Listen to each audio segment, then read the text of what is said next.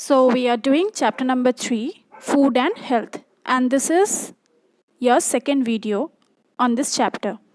So, in the last video, we have already completed up to balanced diet. Now, let's start from the next topic, that is junk food and obesity. In this picture, you can see different foods such as wafer, pizza, chocolate, popcorn, burger, etc. So, these are the examples of junk food. So these foods are rich in sugar and fats, but has very little amount of protein, vitamin and minerals. The problem is eating a lot of fatty and sugary food causes the deposition of extra fat in the body. As you can see, this person is very fat. So this makes a person overweight. And the condition of being overweight due to extra fat in the body is called obesity. So obesity in children affects their growth and development. Not only this, if people eat lot of fats such as ghee, butter, then they are more prone to heart diseases, diabetes, as well as many other health problems. Now the question is how to make a diet healthier. So we can eat food that are rich in vitamins. We can eat raw vegetables like carrot, beetroot, tomato, cucumber, etc. Next is we should wash fruits and vegetables before peeling and cutting, because washing cut vegetables drain away all the vitamins and minerals. Even we should not overcook food, or we should not cook food at high temperature. Why? Because it reduces the nutritive value of the food. Some oils such as sunflower oil, mustard oil, olive oil, and fat from fish such as a cod are good for heart.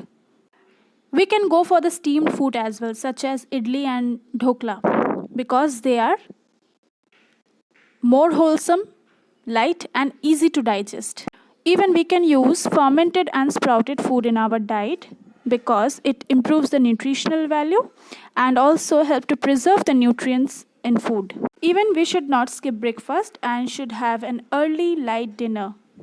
We should even drink plenty of water and fluids. Now the next question is, what is health?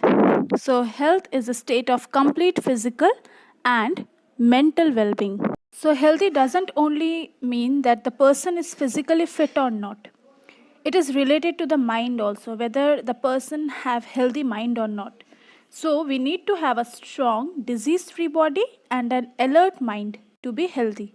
So to stay healthy, we should have a proper balanced diet. Means a diet that should rich in all nutrients in right proportion. Next is exercise, which is also very important to stay fit and healthy because it improves our circulation, digestion.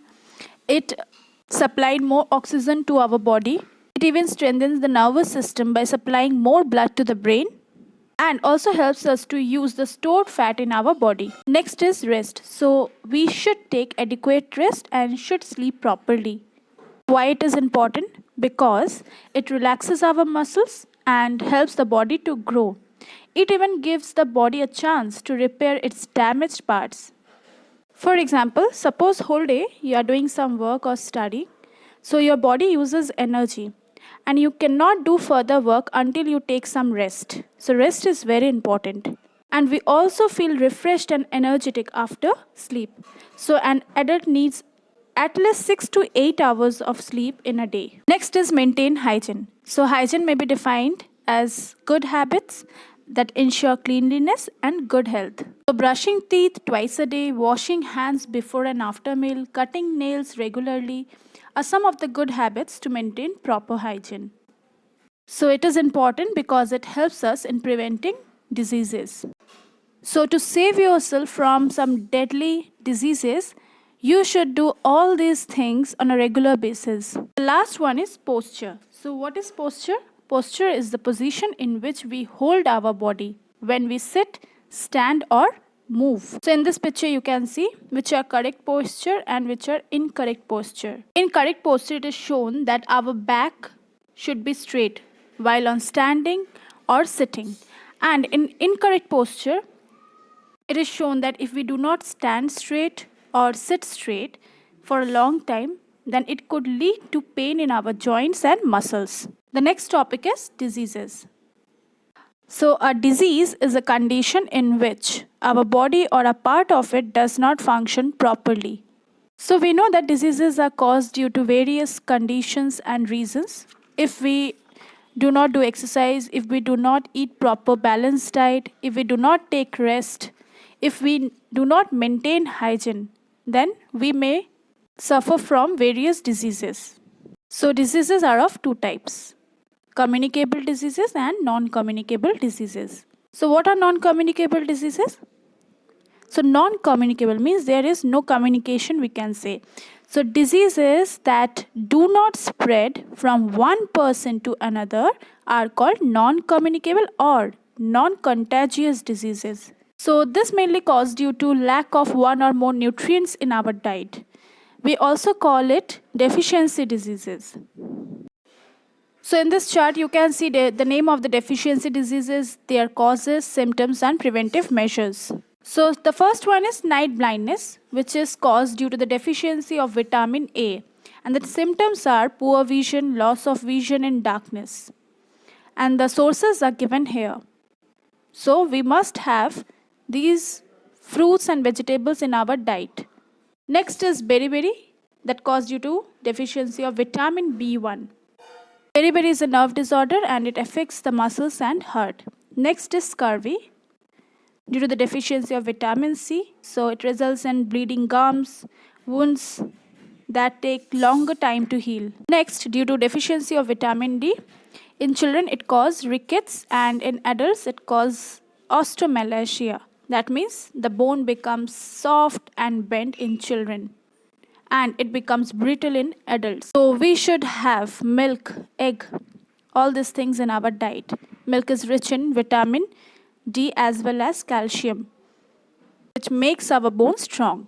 Now some more diseases are there that cause due to the deficiency of some minerals such as calcium, iodine, iron, etc. So due to the deficiency of calcium, it causes bone and tooth decay. Deficiency of iodine cause goiter and deficiency of iron cause anemia. Even the deficiency of some other nutrients such as proteins and carbohydrate causes kwashiorkor and marasmus. So kwashiorkor mainly caused due to the deficiency of protein, and due to deficiency of protein as well as carbohydrate, a disease called marasmus is caused. Next is communicable diseases. So diseases that spread from one person to another are called communicable or infectious diseases. So these diseases are caused by the microbes whom we cannot see with our naked eye. With the help of microscope only we can see them. That is why we call them microorganisms. And some of the harmful microbes which can cause diseases are called germs.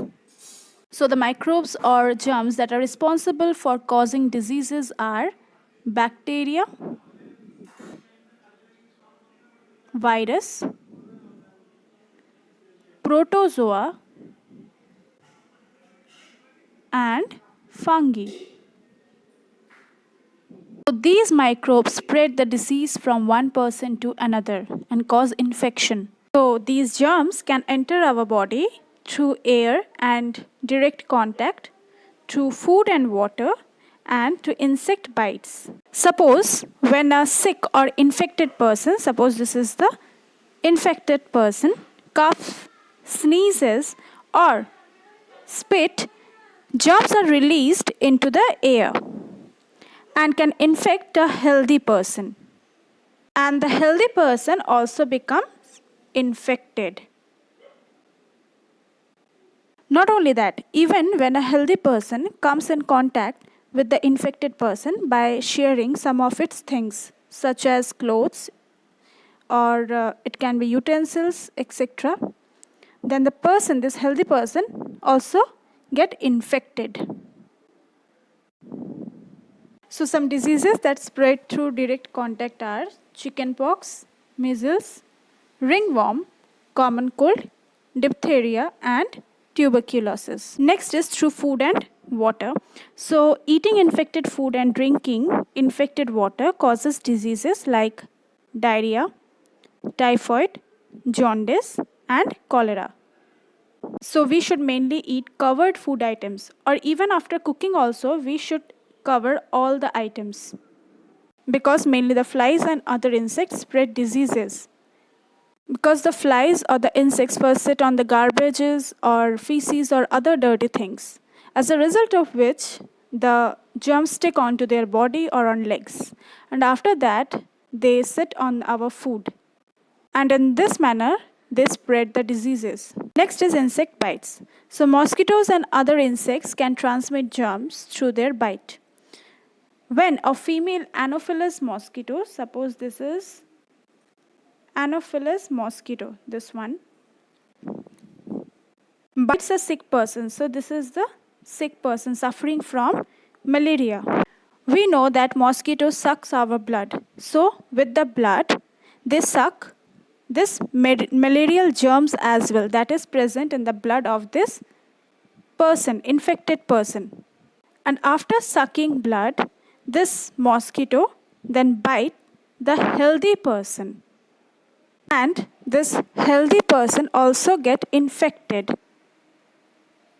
with malaria. So we can say this Anopheles mosquito is the carrier of this disease, malaria. Just now we learned that this Anopheles mosquito spread the disease, malaria, and in the same manner there is another mosquito, that is Aedes, spread the disease, dengue, and rat fly spread plague. Now the question is how to prevent such communicable diseases. So communicable diseases can be prevented by maintaining good health. So we should eat clean and healthy food. We should not eat uncovered food or food from roadside vendors. We should even wash our hand, brush our teeth, and bath daily. We should drink clean and pure water, or it should be filtered or boiled water, which must be kept in covered utensils. Our surroundings should be neat and clean. And garbage should also be kept in a covered bins. Even we should not allow water to stagnate, means we should not allow water to collect anywhere, as it becomes breeding ground for mosquitoes. And last one is the most important, that is sufficient sunlight and air must enter our house, as it helps to destroy germs naturally. So our house should be proper ventilated and disinfected. Next, our last topic is vaccination. So you have heard this term vaccination. So some communicable diseases can be prevented by vaccination. Vaccination is the use of special substances called vaccines to prevent specific diseases. Now what is vaccines? See, the small quantity of dead or very weak germs of a particular disease. These vaccines help to build up resistance in the body. So we can say vaccination is the simple, safe, and effective way of protecting people against the harmful diseases before they come in contact with them. So people vaccinate themselves so that they do not suffer from that particular disease. For different diseases, there are different vaccines. So vaccine contain a small quantity of dead or weakened pathogen or germ of a particular disease, which is injected into the healthy person. It enhances the body's immune system and enable the body to produce antibodies and make their body resistant to that particular disease, also that the person do not get that disease in future. Most vaccines are given to young children. So some common vaccine names are given here, such as polio vaccine that prevents polio, DPT that prevent diphtheria, pertussis and tetanus, and MMR vaccine that prevent measles, mumps and rubella.